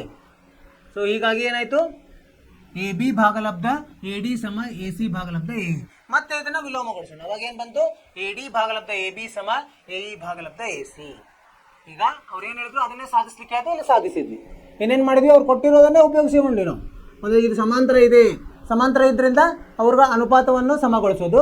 ಅದಕ್ಕೆ ಒಂದನ್ನು ಸೇರಿಸಿ ನಾವೇನು ಮಾಡಿದ್ವಿ, ಇದರಲ್ಲಿ ಛೇದದಲ್ಲಿ ಏನು ಮಾಡಬೇಕು, ಪೂರ್ತಿ ಬಾಹು ಬರೋ ಹಂಗೆ ನಾವು ಬರ್ತದೆ. ಅದು ಒಂದನ್ನು ಸೇರಿಸಿದಾಗ ಅದು ಬಂತು, ನಮ್ಮ ಸಾಧನೆ ಸಾಧ್ಯವಾಯಿತು. ಅರ್ಥವಾಯಿತು ವಿದ್ಯಾರ್ಥಿಗಳೇ? ಹೀಗೆ ನಾವು ಮಾಡ್ತಾ ಹೋಗಬೇಕು. ಪುನರಾವರ್ತನೆ ಮತ್ತು ಅದರನ್ನೇ ಮಾಡ್ತಾ ಹೋದಂಗೆ ನಮಗೆ ಅದರಲ್ಲಿ ಪ್ರಾವೀಣ್ಯತೆ ಬರ್ತದೆ. ಇಲ್ಲಿ ಉದಾಹರಣೆ 2 ನೋಡೋಣ. ಟ್ರಾಪಿಜ್ಯದ ಮೇಲೆ ಇದೆ. ಟ್ರಾಪಿಜ್ಯ ಅಂದರೆ ಗೊತ್ತಲ್ಲ, ಏನು ಟ್ರಾಪಿಜ್ಯ ಅಂದರೆ ಇದು 4 ಬಾಹುಗಳುಳ್ಳ ಒಂದು, ಅಂದರೆ ಇದು ಚತುರ್ಭುಜ ಬಹುಭುಜಾಕೃತಿ, 4 ಬಾಹು ಇರ್ತವೆ. ಇಲ್ಲಿ ಒಂದು ಜೊತೆಯ ಬಾಹುಗಳು ಏನಿರ್ತಾವೆ ಸಮಾಂತರ ಇರುತ್ತೆ, ಇನ್ನೊಂದು ಜೊತೆದು ಸಮಾಂತರ ಇರೋದಿಲ್ಲ. ಅದಕ್ಕೆ ಟ್ರಾಪಿಜ್ಯ ಅಂತಿತ್ತು. ಇದು ನೀವು ಕಲ್ತಿದ್ದೀರಿ. ಎ ಬಿ ಸಿ ಡಿ ಟ್ರಾಪಿಜ್ಯದಲ್ಲಿ ಎ ಬಿ ಏನಿದೆ, ಎ ಬಿ ಸಮಾಂತರ ಡಿ ಸಿ ಇದೆ, ಇ ಎಫ್ ಸಮಾಂತರ ಎ ಬಿ ಇದೆ. ಆಗುವಂತೆ ಇ ಮತ್ತು ಎಫ್ಗಳು ಕ್ರಮವಾಗಿ ಸಮಾಂತರವಲ್ಲದ ಬಾಹುಗಳಾದ ಇವು ಯಾವ, ಎ ಡಿ ಮತ್ತು ಬಿ ಸಿ ಸಮಾಂತರ ಅಲ್ಲದ ಬಾಹುಗಳು, ಅದರ ಮೇಲೆ ಬಿಂದುಗಳು ಇ ಮತ್ತು ಎಫ್ ಬಿಂದುಗಳು. ನಾವೇನು ಸಾಧಿಸಬೇಕು, ಎ ಇ ಭಾಗಲಬ್ಧ ಇ ಡಿ ಸಮ ಬಿ ಎಫ್ ಭಾಗಲಬ್ಧ ಎಫ್ ಸಿ ಅಂತ ಸಾಧಿಸಬೇಕು. ಸೊ ಸಾಧಿಸಲಿಕ್ಕೆ ಈಗ ನಾವೇನು ಕಲ್ತಿದ್ವಿ, ತ್ರಿಭುಜದ್ದು ಇವನು ಕಲ್ತಿದ್ದೀವಿ, ಗುಣಧರ್ಮ ಸರ್ವರೂಪಕ. ಅದಕ್ಕೆ ಇದನ್ನು ತ್ರಿಭುಜವಾಗಿ ನಾವು ಪರಿವರ್ತನೆ ಮಾಡಬೇಕು. ಹೆಂಗೆ ಮಾಡಬೇಕು, ಒಂದು ರಚನೆ ಮಾಡಬೇಕು. ಏನು ರಚನೆ ಮಾಡಿದ್ವಿ, ಎ ಮತ್ತು ಸಿ ಅನ್ನು ಕೂಡಿಸ್ಕೋಬೇಕು. ಎ ಸಿ ಯನ್ನು ಸೇರಿಸಿದಾಗ ಅದು ಇ ಎಫ್ ಅನ್ನು ಜಿ ಬಿಂದುವಿನಲ್ಲಿ ಛೇದಿಸುತ್ತದೆ. ಇಲ್ಲಿ ನೋಡಿ, ಛೇದಿಸ್ತಲ್ಲ, ಇಲ್ಲಿ ಎ ಸಿ ಅನ್ನು ಛೇದಿಸಲಿ. ಚಿತ್ರ 6.15 ನೋಡ್ರಿ. ಏನು ಅನ್ನಿಸ್ತದೆ, ಅವ್ರು ಕೊಟ್ಟಿದ್ದಾರೆ ಎ ಬಿ ಸಮಾಂತರ ಡಿ ಸಿ, ಇ ಎಫ್ ಸಮಾಂತರ ಎ ಬಿ. ಆದ್ದರಿಂದ ಈಗೇನಾಯಿತು, ಒಂದಕ್ಕೊಂದು ಸಮಾಂತರ ಅಂದರೆ ಇ ಎಫ್ ಸಮಾಂತರ ಡಿ ಸಿ ಆಯಿತು. ಒಂದೇ ರೇಖೆಗೆ ಸಮಾಂತರವಾಗಿದ್ದ ರೇಖೆಗಳು ಪರಸ್ಪರ ಸಮಾಂತರವಾಗಿರುತ್ತದೆ ಅಲ್ಲ. ಈಗ ಇದನ್ನು ನೋಡ್ಬೇಕು ನಾವು, ತ್ರಿಭುಜ ನೋಡಬೇಕು. ಎ ಡಿ ಸಿ ಇದು ಈ ತ್ರಿಭುಜವನ್ನು, ಅರ್ಧ ತ್ರಿಭುಜವನ್ನು ನೋಡು. ತ್ರಾಪಿಜ್ಯದಲ್ಲಿ ಅರ್ಧ ತ್ರಿಭುಜ. ಇಲ್ಲೇನಿದೆ, ಈ ಜಿಗೆ ಎದಕ್ಕೆ ಸಮಾಂತರ ಇದೆ, ಡಿ ಸಿಗೆ. ಸೊ ಸಮಾಂತರ ಇದ್ದಾಗ ಏನಾಯಿತು, ಎ ಇ ಭಾಗಲಬ್ಧ ಇ ಡಿ ಸಮ ಎ ಜಿ ಭಾಗಲಬ್ಧ ಇ ಸಿ ಆಗುತ್ತೆ ಅಲ್ವಾ. ಅದು ಎದರ ಪ್ರಕಾರ, ಪ್ರಮೇಯ 6.1 ಪ್ರಕಾರ. ಯಾವಾಗ ಒಂದು ಸಮಾಂತರ ರೇಖೆ ಒಂದು ತ್ರಿಭುಜವನ್ನು ಅಡ್ಡ ಕತ್ತರಿಸ್ತದೆ, ಅದು ಕತ್ತರಿಸಿ ಸಮಾಂತರ ರೇಖೆ ಇರ್ತದೋ ಆವಾಗ ಉಳಿದ 2 ಬಾಹುಗಳನ್ನು ಸಮಾನುಪಾತದಲ್ಲಿ ಅದು ಛೇದಿಸ್ತದೆ ಅಂತ ನಾವು ಕಲ್ತಿದ್ದೀವಿ. ಅದರ ಪ್ರಕಾರ ಎ ಇ ಭಾಗಲಬ್ಧ ಇ ಡಿ ಸಮ ಎ ಜಿ ಭಾಗಲಬ್ಧ ಜಿ ಸಿ, ಪ್ರಮೇಯ 6.1. ಈ ಥರ ಬರಿಬೇಕು ನೀವು, ಕಾರಣ ಬರಿಬೇಕು. ಅವಾಗ ನಿಮಗೆ ಪೂರ್ತಿ ಅಂಕಗಳು ದೊರಕುತ್ತವೆ. ಹಾಗೆ ಈ ಇನ್ನೊಂದು ತ್ರಿಭುಜ ಆಗಿದೆ ನೋಡಿ, ಇಲ್ಲಿ ಯಾವುದು, A C A B, C A B ತ್ರಿಭುಜ. ಅಲ್ಲಿಯೂ ಏನಿದೆ, ಜಿ ಎಫ್ ಸಮಾಂತರ ಎ ಬಿ ಇದೆ ಅಲ್ವಾ. ಆದ್ದರಿಂದ ಸಿ ಜಿ ಭಾಗಲಬ್ಧ ಎ ಜಿ ಸಮ ಸಿ ಎಫ್ ಭಾಗಲಬ್ಧ ಎಫ್ ಜಿ ಆಗ್ತದೆ ಅಲ್ವಾ. ಅಂದರೆ ಅದನ್ನು ಮತ್ತೆ ವಿಲೋಮಗೊಳಿಸಿದ್ರೆ ಏನಾಯ್ತು, ಎ ಜಿ ಭಾಗಲಬ್ಧ ಜಿ ಸಿ ಸಮ ಬಿ ಎಫ್ ಭಾಗಲಬ್ಧ ಎಫ್ ಸಿ ಆಯಿತು ಅಲ್ವಾ. ಈಗ ನೋಡಿ, ಇಲ್ಲೊಂದಾಯಿತು, ಇಲ್ಲೊಂದಾಯಿತು. ಇದರ ಮೇಲೆ ಏನಂತ ಹೇಳ್ಬೋದು ನಾವು, 1 ಮತ್ತು 2ರ ಮುಖಾಂತರ ಇದು 1, ಇಲ್ಲಿ 2. ಅವು ಎರಡನ್ನು ನೋಡಿದರೆ ಏನಾಗುತ್ತೆ, 1 ಮತ್ತು 2ರಿಂದ ಏನಾಗುತ್ತೆ ಎ ಪಿ ಎಫ್ ಭಾಗಲಬ್ಧ ಎಫ್ ಸಿ ಎರಡರಲ್ಲೂ ಇದೆ ನೋಡಿ. ಎ ಜಿ ಭಾಗಲಬ್ಧ ಜಿ ಸಿ ಎರಡರಲ್ಲೂ ಇದೆ. ಇವೆರಡು ಹೋಗಿ ಎ ಇ ಭಾಗಲಬ್ಧ ಇ ಡಿ ಸಮ ಬಿ ಎಫ್ ಭಾಗಲಬ್ಧ ಎಫ್ ಸಿ ಆಗುತ್ತೆ. ಅದು ಸಾಧಿಸಿದ್ವಿ ನಾವು. ಏನಂದರೆ ತ್ರಾಪಿಜ್ಯವನ್ನು ಏನು ಮಾಡಿದ್ವಿ ನಾವು, 2 ತ್ರಿಭುಜಗಳನ್ನಾಗಿ ನಾವು ಬೇರ್ಪಡಿಸಿದೆ, ಒಂದು ರಚನೆ ಮಾಡ್ಕೊಂಡು. ಆಮೇಲೆ ಅವು ಸಮಾಂತರ ಇರುವ ಗೆರೆಗಳನ್ನು ಉಪಯೋಗಿಸಿ ಅದರ ಅನುಪಾತವನ್ನು ಸಮ ಮಾಡಿದ್ವಿ. ಅವಾಗ ನಮಗೇನು ಸಿಕ್ತು, ಅವ್ರು ಹೇಳಿದ್ದು ಅನುಪಾತ ಬಂತು. ಈ ಥರ ನಾವು ಇದನ್ನು ಸಾಧಿಸಬೇಕು. ನಿಮಗೆ ಅರ್ಥವಾಯ್ತು ಅಂತ ತಿಳ್ಕೊಂಡಿದ್ದೀನಿ. ಮುಂದೆ ಹೋಗೋಣಂತ ಮುಂದಿನ ಉದಾಹರಣೆ 3. ಇಲ್ಲೊಂದು ಚಿತ್ರ ಕೊಟ್ಟಿದ್ದಾರೆ 6.16. ಇಲ್ಲಿ ಪಿ ಎಸ್ ಭಾಗಲಬ್ಧ ಎಸ್ ಕ್ಯೂ ಸಮ ಪಿ ಟಿ ಭಾಗಲಬ್ಧ ಟಿ ಆರ್ ಅಂತ ಕೊಟ್ಟಿದ್ದಾರೆ, ಇದೆ. ಆಮೇಲೆ ಇದು ಏನು ಕೋನ ಪಿ ಎಸ್ ಟಿ ಸಮ ಕೋನ ಪಿ ಆರ್ ಕ್ಯೂ, ಇದು ಈ ಕೋನ ಸಮವಾಗಿವೆ ಅಂತ ಹೇಳಿದ್ದಾರೆ. ಅವ್ರು ಏನು ಸಾಧಿಸ್ಲಿಕ್ಕೆ ಹೇಳಿದ್ದಾರೆ, ತ್ರಿಭುಜ ಪಿ ಕ್ಯೂ ಆರ್ ಒಂದು ಸಮದ್ವಿಬಾಹು ತ್ರಿಭುಜ ಅಂತ ಸಾಧಿಸ್ರಿ ಅಂತ ಹೇಳಿದ್ದಾರೆ. ಸಮದ್ವಿಬಾಹು ತ್ರಿಭುಜ ಅಂದ್ರೇನು, 2 ಬಾಹುಗಳು ಸಮವಾಗಿರಬೇಕು. 3 ಬಾಹುಗಳಲ್ಲಿ 2 ಬಾಹು ಒಂದಕ್ಕೊಂದು ಸಮ ಇರಬೇಕು. ನಾವಿಲ್ಲಿ ಏನು ಮಾಡೋದು, ಪಿ ಕ್ಯೂ ಸಮ ಪಿ ಆರ್ ಮಾಡಬೇಕು ಅಂದರೆ ಅವ್ರು ಹೇಳಿದ್ದು ಮಾಡ್ದಂಗೆ ಆಗ್ತದೆ.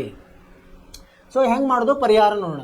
ಅವ್ರೇನು ಕೊಟ್ಟಿದ್ದಾರೆ, ಪಿ ಎಸ್ ಭಾಗಲಬ್ಧ ಎಸ್ ಕ್ಯೂ ಸಮ ಪಿ ಟಿ ಭಾಗಲಬ್ಧ ಟಿ ಆರ್ ಅಂತ ಕೊಟ್ಟಿದ್ದಾರೆ ಅಲ್ವಾ. ಅದರ ಅರ್ಥ ಏನು, ಇವು ಸಮಾಂತರವಾಗಿದ್ದಾವೆ ಅಂತ. ಎಸ್ ಟಿ ಮತ್ತು ಕ್ಯೂ ಆರ್ ಸಮಾಂತರ, ಮೂಲ ಸಮಾನತೆಯ ಪ್ರಮೇಯ. ಇದ್ಯಾವುದು 6.2.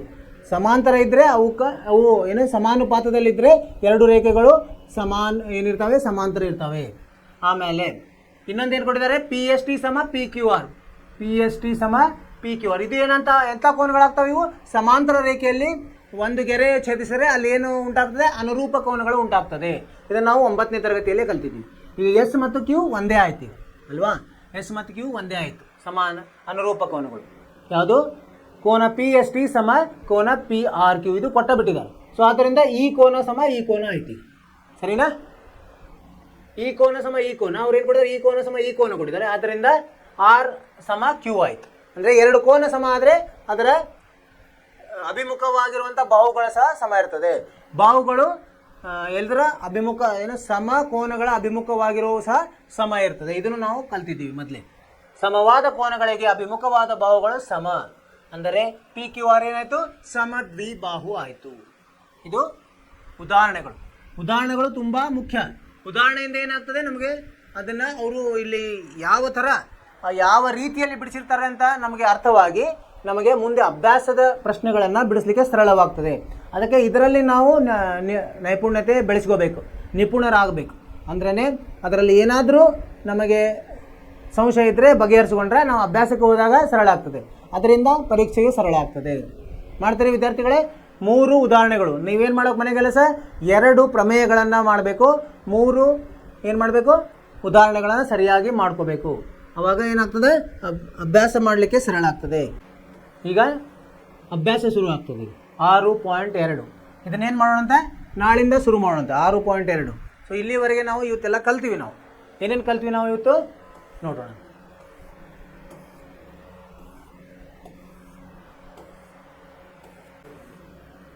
ತ್ರಿಭುಜಗಳ ಸಮರೂಪತೆ ಬಗ್ಗೆ ನಾವು ಕಲ್ತೀವಿ. ಯಾರು, ಥೇಲ್ಸ್ ಅನ್ನೋರು ಹೇಳಿದ್ದಾರೆ. ಏನಂದರೆ ಮೂಲ ಸಮಾನತೆಯ ಪ್ರಮೇಯ. ಏನು, 2 ತ್ರಿಭುಜಗಳು ಸಮರೂಪವಾಗಬೇಕಾದ್ರೆ ಏನಿರಬೇಕು, ಅವುಗಳ ಅನುರೂಪ ಕೋನಗಳು ಸಮವಾಗಿರಬೇಕು ಮತ್ತು ಅನುರೂಪ ಬಾಹುಗಳು ಸಮಾನುಪಾತದಲ್ಲಿ ಇರಬೇಕು. ಇದನ್ನು ನಾವು ಕಲ್ತ್ವಿ. ಆಮೇಲೆ ಥೇಲ್ಸ್ ಇದರ ಬಗ್ಗೆ ಹೇಳಿದ್ದನ್ನು ಸಹ ನಾವು ಕಲ್ತ್ವಿ. ಆಮೇಲೆ 2 ನಾವು ಚಟುವಟಿಕೆಗಳನ್ನು ಮಾಡಿದ್ವಿ. 1ನೇ ಚಟುವಟಿಕೆಯಿಂದ ಏನು, 1ನೇ ಪ್ರಮೇಯ ಬಗ್ಗೆ. ಯಾವುದು, ಇದು 1ನೇ ಪ್ರಮೇಯ ಏನು, ತ್ರಿಭುಜದ 2 ಬಾಹುಗಳನ್ನು 2 ವಿಭಿನ್ನ ಬಿಂದುಗಳಲ್ಲಿ ಛೇದಿಸುವಂತೆ ಒಂದು ಬಾಹುವಿಗೆ ಸಮಾಂತರವಾಗಿ ಎಳೆದ ಸರಳ ರೇಖೆಯು ಉಳಿದೆರಡು ಬಾಹುಗಳನ್ನು ಸಮಾನುಪಾತದಲ್ಲಿ ವಿಭಾಗಿಸುತ್ತದೆ. ಇದಕ್ಕೆ ಒಂದು ಚಿಕ್ಕ ಚಟುವಟಿಕೆಯನ್ನು ಮಾಡಿದ್ವಿ. ಇದನ್ನು ನೀವು ಮನೆ ಕೆಲಸ ಮಾಡಬೇಕು. ನೋಡಿ, ಏನಿವೆ ಮನೆ ಕೆಲಸ ನಿಮಗೆ?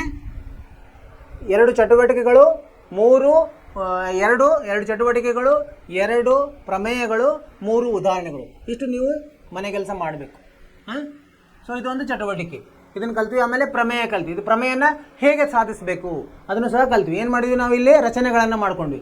ಇವನ್ನೆಲ್ಲ ಕೂಡಿಸ್ಕೊಳ್ಳೋದು, ಲಂಬವನ್ನು ಎಳೆದು, ಆಮೇಲೆ ತ್ರಿಭುಜದ ವಿಸ್ತೀರ್ಣವನ್ನು ಉಪಯೋಗಿಸಿ ಇದನ್ನು ಸಾಧಿಸಿದ್ವಿ. ಇದು ನಿಮಗೆ ಅರ್ಥವಾಯ್ತು ಅಂತ ತಿಳ್ಕೊಂಡ್ವಿ. ಆಮೇಲೆ ಏನು ಮಾಡಿದ್ವಿ ನಾವು? 2ನೇ ಚಟುವಟಿಕೆ, ಅಲ್ಲಿ ವಿಲೋಮ. ಈ 6.1 ವಿಲೋಮ. ಏನು ವಿಲೋಮ ಏನು ಹೇಳ್ತದೆ? ಅದು ತ್ರಿಭುಜದ ಯಾವುದಾದರೂ ಎರಡು ಬಾಹುಗಳನ್ನು ಸಮಾನುಪಾತದಲ್ಲಿ ವಿಭಾಗಿಸುವ ರೇಖೆಯು ಅದರ ಮೂರನೇ ಬಾಹುಗೆ ಸಮಾಂತರವಾಗಿರುತ್ತೆ. ಇಲ್ಲಿ ನೋಡಿ ಏನಾಗಿದೆ, ಈಗ ಡಿ ಒಂದು ಸಮಾನುಪಾತದಲ್ಲಿ ಇದನ್ನ ಛೇದಿಸ್ತಾ ಇದೆ. ಯಾವುದನ್ನ? A B C, A B ಮತ್ತು ಎ ಸಿ ಅನ್ನು. ಆವಾಗ ಡಿ ಏನಿದೆ ಬಿ ಸಿಗೆ ಸಮಾಂತರವಾಗಿರುತ್ತದೆ ಅಂತ ಅದನ್ನು ನಾವು ಸಾಧಿಸಬೇಕು. ಅದನ್ನು ಮಾಡಿದ್ವಿ ನಾವು. ಮೊದಲ ಇಲ್ಲ ಅಂತ ಊಹೆ ಮಾಡ್ಕೊಂಡು ಮಾಡೋದು, ಆಮೇಲೆ ಅದು ಏನು ನಾವು ಊಹೆ ಮಾಡ್ಕೊಂಡಿದ್ರೆ ಅದು ತಪ್ಪಾಗಿ ಎರಡು ಒಂದೇ ಆಗ್ತದೆ. ಆವಾಗ ನಮ್ಮ ಊಹೆ ತಪ್ಪಾಗಿರ್ತದೆ, ಅದು ಸಮಾಂತರ ಇದೆ ಅಂತ ತಿಳ್ಕೊಬೇಕು.